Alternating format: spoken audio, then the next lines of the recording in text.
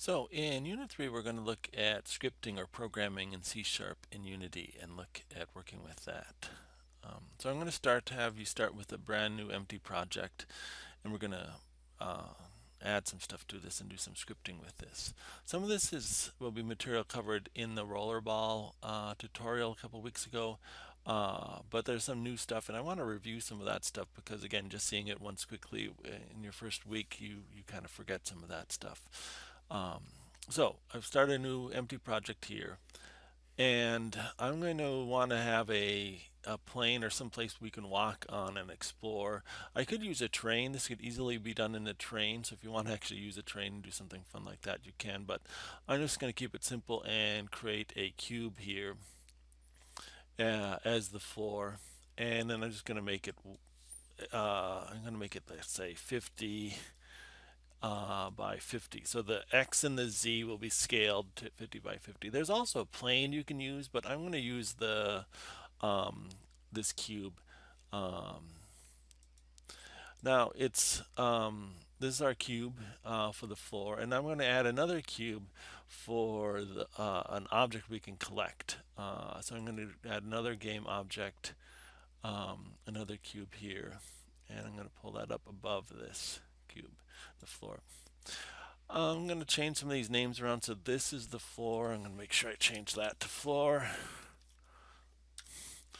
And this is going to be a gem we can collect. So I'm just going to call that gem.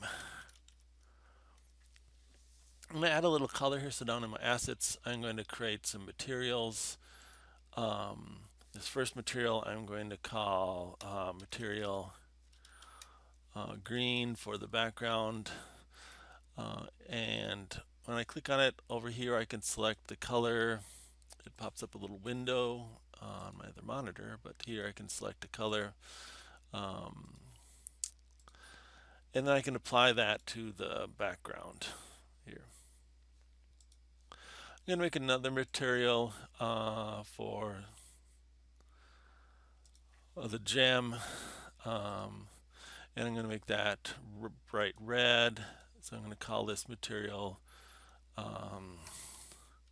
bright red. And again, I'm just going to drag and get it on that object. So again, in Unity, we've got our hierarchy here. We've got a camera, directional lights are in by default. We've added the floor, and we've added this gem. We've got it now down in our assets folder. We've got our two materials so far,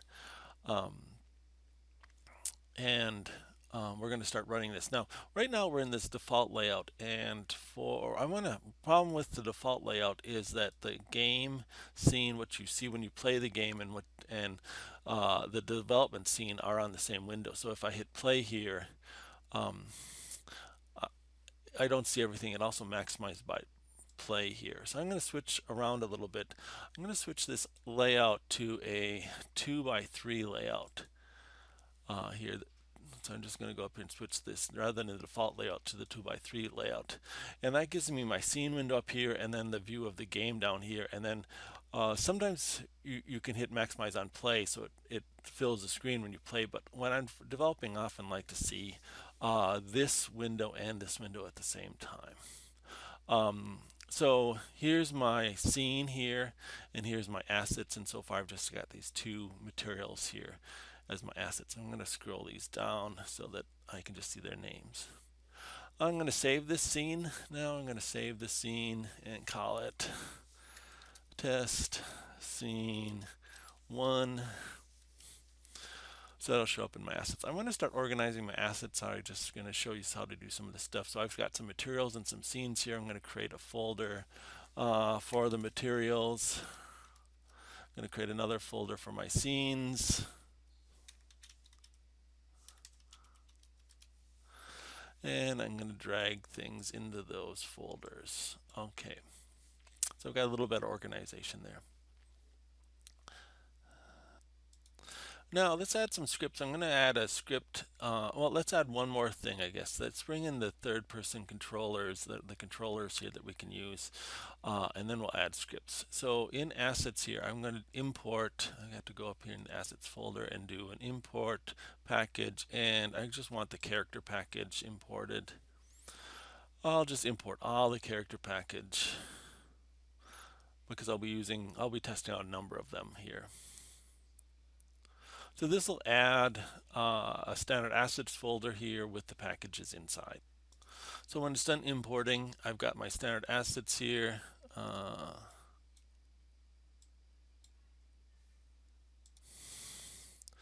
And in that I've got characters, and I'm going to start with the first person characters. And there are prefabs here. There's a rigid body one and a first person controller. Let's just start with the first person controller because that's one of the more commonly used ones, but we're going to see some issues with that. So I'm just going to put that out on my screen here. I'm going to zoom in on it a little bit. It's embedded in the ground, so I'm going to pull it up above the ground so it doesn't fall through that floor. Okay. So now I'm going to add some scripting here. So I've got my first person controller and I've got my gem. Both of these have components over here. Every object is made up of these components, and I can add components, and so the scripts I add will be components here. So I'm going to click on my gem and I'm going to add a component. Okay, I'm going to add component, scroll down to the bottom, new script is there. I'm going to call this gem collection because gem is going to be something I can collect, and these will handle some things related to collecting gems. I'm going to call this gem collection script. It's C#, so that's good. Create and add. So I'll add this script right here, and I can click here and say edit that script. I don't know if you saw that window, but it pops up a window that says edit script. Now, in my environment, it pops up Microsoft Visual Studio for script editing, and I like this. Now, Unity also comes with a default editor that you can work with, and so you might be seeing that also. You have to see which one we use. I use Visual Studio a lot in software design, and I prefer that, so I like to use it. It has some cool features in it. So you can decide if you want to use the base editor, install Visual Studio. You can download and install Visual Studio free and set it up, and so you can decide if that's if you want to do that or not. So if you do want to set that, if you do download Visual Studio and want to try that out, you can set it as the default editor. You go under Edit, Preferences, it pops up a little window here, and under External Tools, you can set the default tool here. So mine set at Visual Studio 2017 as an option. Okay, so we've got the gem, and we've got this script here that it's running. Now by default it has a start method and an update method. Start method is run at the beginning when the game starts, and update is run repeatedly on every update call. I can just do some simple scripting here to see that these are being called in start. I'm just going to say debug dot log, and I'm going to say message gem collection start method, just so I can see that I'm in that method.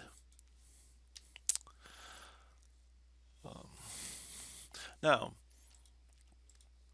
I've added that, so if I go to my gem, it's one of the components under there. It also created it in my assets folder. It created it here. So I have a couple ways of doing this. One is I can add the component. Another, go in and add a component like I did. You can also just do a new script to create a C# script here. So I'm going to do that. I'm going to add a script to the first person controller. Now the first person controller actually has some scripts built into it already here, but I'm going to add I don't like to modify the ones that are here. If you're going to add things to it, I'd rather add a new script on top of these. So I'm just going to, this time, just go here and do create C# script and call it This is going to be my character collection. So I'm going to call it character collect. It's also going to be dropping something, so I'm going to say and drop or something like that. Okay. So I added this, but it's not on this first person controller yet. So I'm going to drag this and drop it on here so it's associated with this. So you have to make sure your scripts are on the objects that you want them to control. So if you just add components, it does that automatically. If you do it here, you just have to make sure you drag and drop them onto your control or your objects. Okay, so, and again, I'm going to want to edit this one also. Now, it says we've changed, in Visual Studio just changed some stuff, so it wants to reload this, and I'm going to say it. It also has some problems with line endings, and so I'm going to just have it fix any line endings here. I can also see, so I've got my two scripts open up here. I'm going to save this one. I can also see them over here. Under assets, here are my different scripts. So if I close one and want to open them up again, they're also available right here. So similar to over here with the gem collection on the start event, I'm going to also do that over here in this start event. I'm going to do a debug, and I'm going to say that I'm in the start method here. So now I can go back here and I can run these scripts as I go, and it should display the output in the console. Now, sometimes the console window is displayed in one of these, but here it's not. So I'm going to go to Windows Console and pop up the console window, and I'm going to pull that over. I'm going to make that a little bit smaller, I think, and pop it up over here. And again, it was complaining about some inconsistent line endings. Different OSs use, some of them use carriage return line feed, and some of them just use carriage return, I think. So there's some here, but Visual Studio fixed those. So I'm just going to clear that error out, or that warning.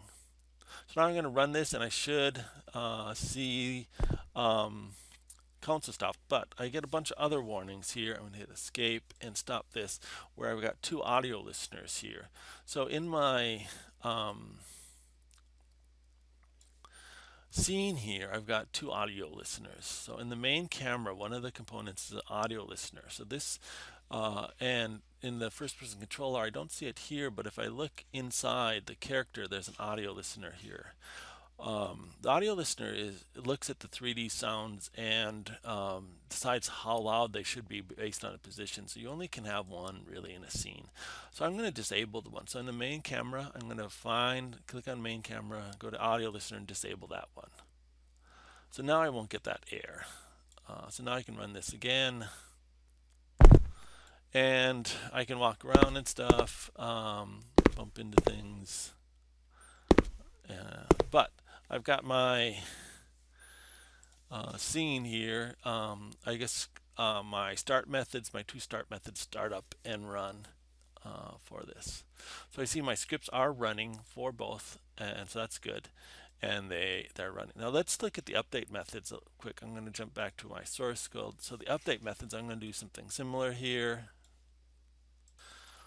So I'm just adding debug log statements here to say that I'm in the update method, and here that I'm in the update method, in which one I've added some dashes so it's a little easier to see in the printout that the two different ones here.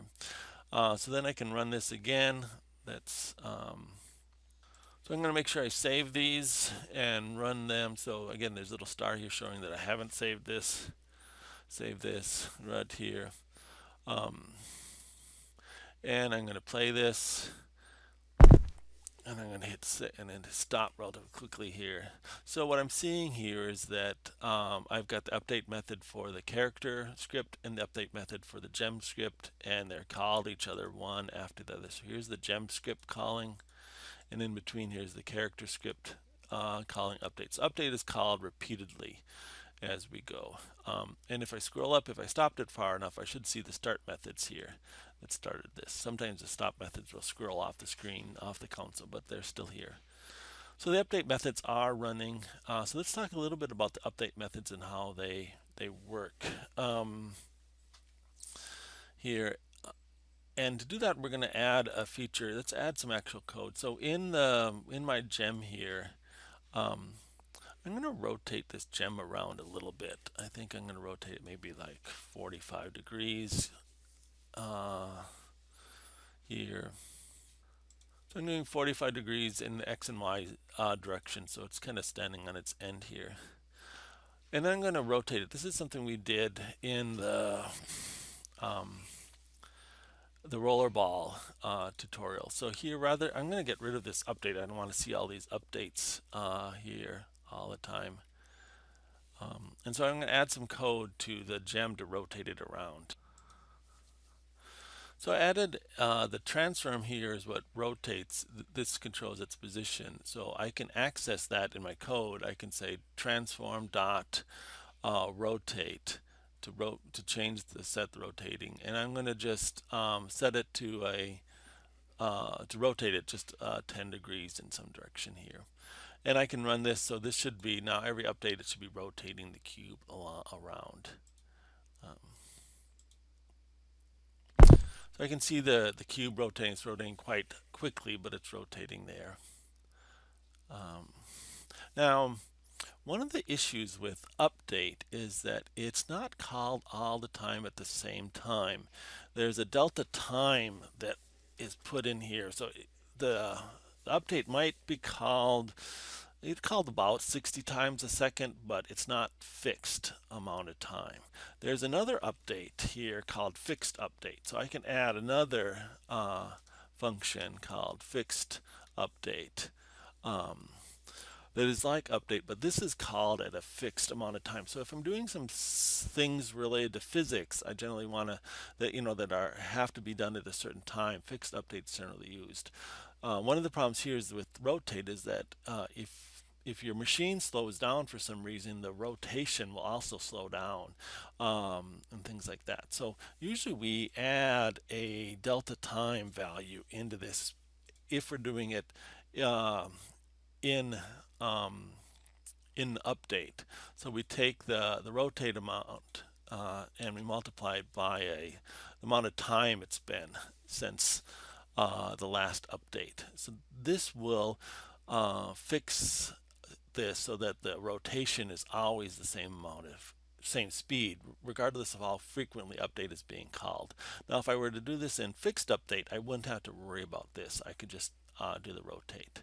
Now, this delta time is a small number. In fact, I can actually print out this number. I'm going to change my debug log here, gem collect update method with delta time equal to, and then I'm just going to do a plus and print out the delta time. So we can print out the delta time and we'll see this. So I'm going to save that, run that here.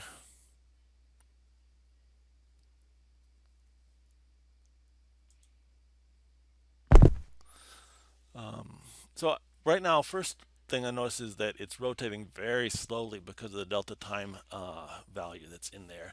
And I can also look at the delta time value. So it's about 1/60th of a second here, 60 times a second. So 0.016 is about 1/60th of a second. So I probably want to speed things up now. I can just go in my code and see, but also see that it's not always the same. So this one is 0.01614. This is 1626. And again, if I were to do some heavy graphics things, I might see this change even more. But again, this is a real simple game, so I'm not pushing the graphics too much. But it's not always fixed. Now, if I were to go here and change this and put this in the fixed update,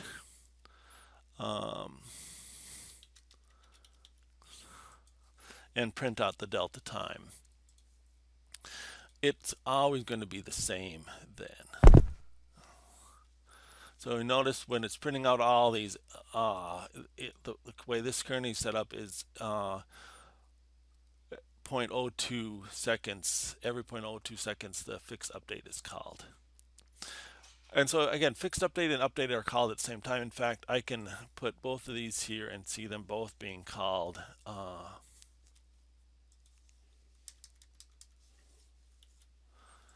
one right after the other, and they usually should alternate, but every once in a while maybe one will be called, depending on how you have things up, sometimes update will be called more frequently than fixed update and vice versa.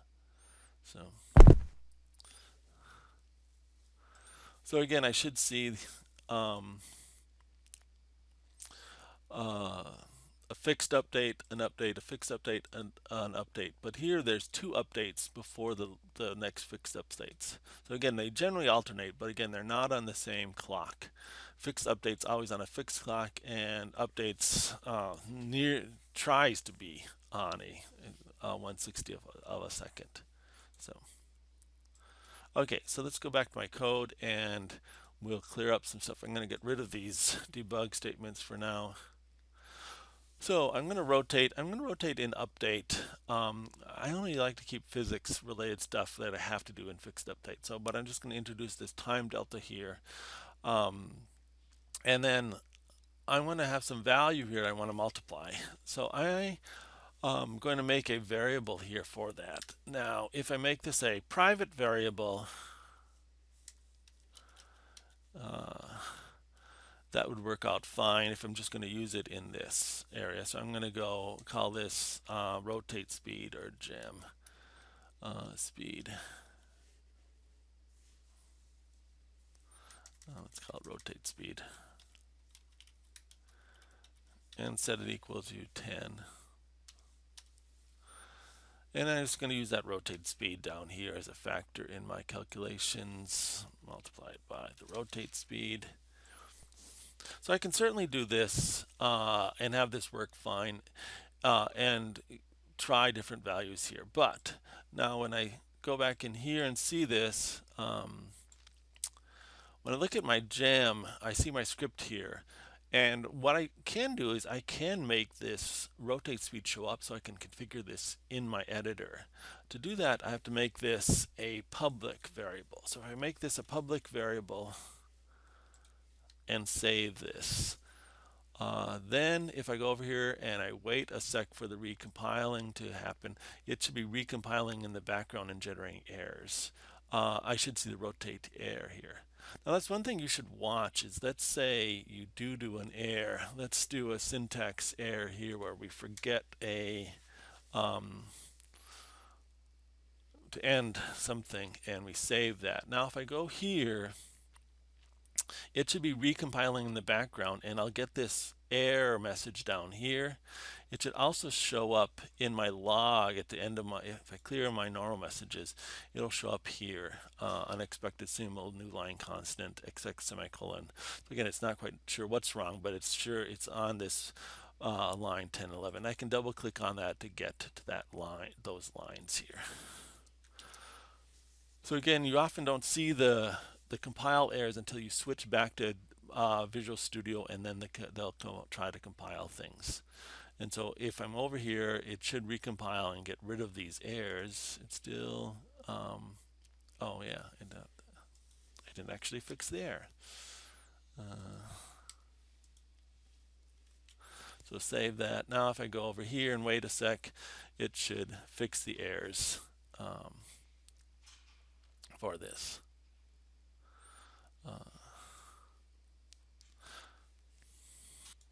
Okay, so now I did add that public variable. So if I go into the gem, the rotate speed is here. One thing that's nice about this is that when I run my program, I can actually change this. I can hit escape so that I can go back over here. I can try different values. I can try 200 and see how fast. I can try 20. 50, and I can decide maybe I want to set this to 15 or something like that.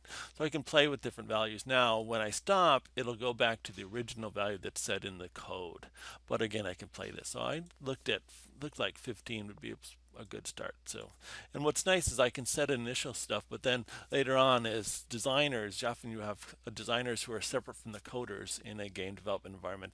They can configure these things for you. And you often see this when you're working with like your first person controller there on their scripts for the controller speeds, how fast you walk and all that stuff.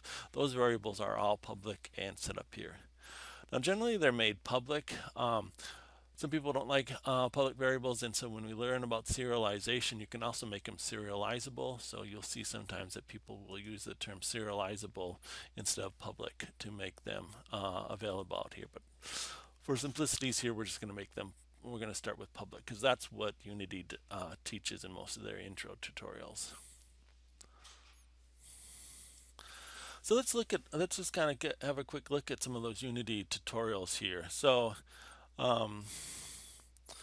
I've linked to this Unity scripting overview here and talks about creating scripts. We'll be using C# scripts and some of the anatomy of the scripts, the start updates all covered here. We won't be using this JavaScript. It's also actually called Unity script, but it's similar to JavaScript. We won't be using that. If you are really familiar with JavaScript, you could code in that, but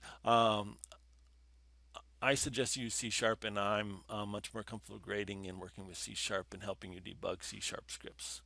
So, okay, variables. They're talking about, again, setting up these public variables, which you can use and view in the Unity editor. Talk about controlling game objects, and we'll look at that a little bit, but sometimes you'll need to access a component in a script. So your script is actually a component here. So like here, the gem collection script is a component, and if I want to access the box glider or some other part of this object, I have to get out of this component and into another script. So that generally often requires maybe getting another component or things like that. So we'll also talk about how to access one script from another script later on, but not in this initial stuff. But this shows how to access some other objects, also in finding other objects. And we'll go over this in just a sec, how we can control an object here. The event functions here, again, they're talking about update and then fixed update. There's also late object, and again, some of the other values here.